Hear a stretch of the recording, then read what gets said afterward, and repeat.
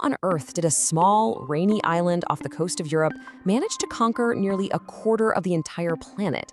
I mean, it sounds impossible, right? But it happened. It's this incredible story of ambition, technology, and just brutal conquest. And we're going to break down exactly how they pulled it off. At its absolute peak, the British Empire controlled 1/4 of the world's land and ruled over 1/4 of its people. Just let that sink in for a moment. From the frozen north of Canada to the deserts of Australia, from India to Africa, the British flag was flying. So that's the big question, isn't it? How did a nation that you could fit inside some of its own colonies several times over become the most powerful force on Earth? Well, it wasn't just one thing. It was a whole series of key moments and crucial advantages that we're about to dive into. Now, to understand how the empire went global, we actually have to start right at home.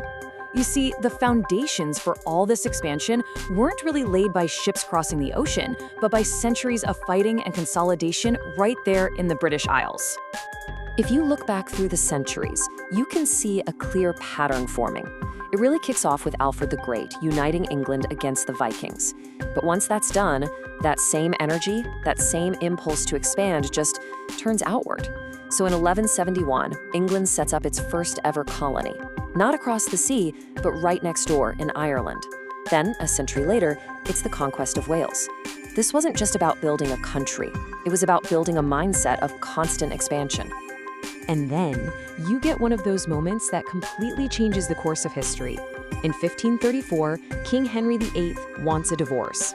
The Pope in Rome says, no way. So what does Henry do? He just breaks away from the entire Catholic Church. Now, this was way more than just a religious argument. It was a geopolitical earthquake. It put England on a direct collision course with the global superpower of the day, Catholic Spain. So, with Spain now as the #1 enemy, Queen Elizabeth I unleashes her secret weapon, the Sea Dogs. Let's be clear, these weren't just random pirates. They were basically state-sponsored pirates.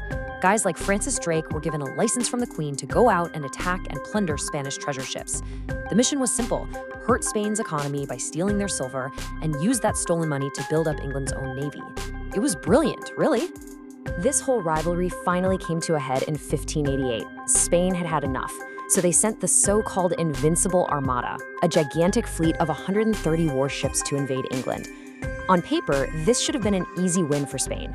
But the English had a clever advantage. Their ships were smaller, they were faster, and they had a totally ruthless plan. They used something called fire ships. Basically, old ships they packed with anything that would burn, set them on fire, and sent them sailing right into the Spanish formation. It caused total chaos. That tactic, plus a huge storm, absolutely shattered the Armada. And it sent a message to the entire world. There was a new top dog on the seas. All right, so with the Spanish Navy crippled, the seas are now open for business, and England turns its eyes west, towards the Americas. This next phase of the empire wasn't just about grabbing land, it was about building a gigantic transatlantic economic machine. Now, those first colonies in America were really touch and go. Jamestown, founded in 1607, almost failed completely before tobacco basically saved it. A little later, you get the Pilgrims, who were looking for religious freedom. But the real money, the thing that would truly fuel the empire, that was found further south. The English settlements on Caribbean islands like St. Kitts and Barbados started a sugar boom. And this white gold would create unbelievable fortunes, but it came at a truly horrifying human cost. So why was the cost so high? Well, because making sugar was one of the most brutal jobs imaginable. I mean, just think about it. First, you have to clear dense tropical jungle in 100-degree heat. Then you have to plant and care for the sugarcane for more than a year. And then comes the harvest, which was just grueling, nonstop work with machetes, sometimes for 18 hours a day. Nobody was going to do that kind of work by choice. And this created a massive, absolutely insatiable demand for forced labor. And how do you justify a system built on that kind of cruelty? Well, you have to create an ideology to go with it. You have to dehumanize the people you're enslaving. This line, right from South Carolina's official slave code in 1712, shows you exactly how they did it. They literally wrote racism into the law to prop up the whole system and strip millions of people of their basic humanity. And the scale of it all, it's just staggering. This number, 200,000. That's how many Africans were forcibly taken across the Atlantic on British ships in a single decade, between 1710 and 1720 alone. They were the fuel for this Atlantic engine. Okay, so all this newfound wealth and power was inevitably going to lead to a major showdown. Britain's main rival for global dominance was France, and the conflict that erupted between them was so big, so widespread, that many historians now call it the First Real World War. This was the fight that would decide who truly ruled the planet. And when I say it was a global war, I mean it. We call it the 7 Years' War, but in North America, it was known as the French and Indian War. At the same time, halfway around the world, in India, the British and French East India companies were battling for control of trade. And of course, there was a huge war happening back in Europe, too. It was all one massive, interconnected conflict. And in the end, Britain won, and it wasn't even close. The Treaty of Paris in 1763 completely redrew the map of the world. France had to give up Canada and all its land east of the Mississippi River. Spain had to hand over Florida. Basically, with the stroke of a pen, Britain had kicked its biggest rivals right out of North America. After 1763, it was a done deal. There was no more debate. Britain stood alone as the world's #1 undisputed global superpower. Its empire was bigger and more powerful than ever. But winning a war like that comes at a very, very steep price. And here's the irony. The very war that cemented Britain's status as a superpower also planted the seeds for the empire's first great crisis. See, winning a global war is incredibly expensive. Britain was now in a mountain of debt, and their plan to pay it off was about to spark a revolution. Now, if you were sitting in London, the logic seemed pretty simple.